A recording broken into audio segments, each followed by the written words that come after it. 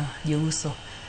To dhiro neno to surveyor ne ang donjo kanye. Ere kama surveyors donje chenro ne te. Okay. Erokamano.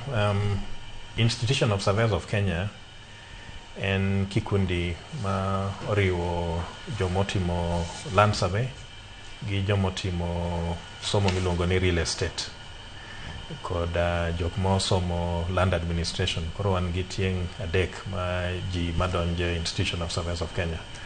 Koro kwa ng'iyo korka real estate, jo mosomo real estate nyalo practice kaka valuers ma gin jok ma miyo gitimo pricing mar land or any other property.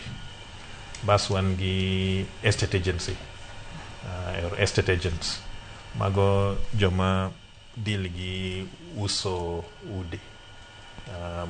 What we call it letting and leasing of property, or sales and letting and leasing of property. Bas wan gi property management. Koro joka property management gin jok ma deal gi managing property ma ji odake kata ma antie gi offices. Yudo kan tie property manager. Koro mano be lure gi somo ma real estate. Bas kendo wan gi jomiluongo ni building surveyors. Koro building surveyors gin ng'eny seche gitiyo gi sirikal. Koro ging'iyo conditions mag buildings.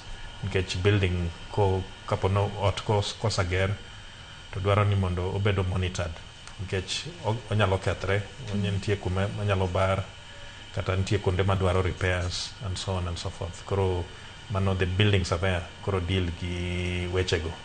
Koro mane e kuma wadonje kaka jo survey, nikech wan gi jomosomo real estate matimo estate agency, estate agents ma uso ude. Yeah. Erokamano ahinya. Koro waseng'eyo kama udonje.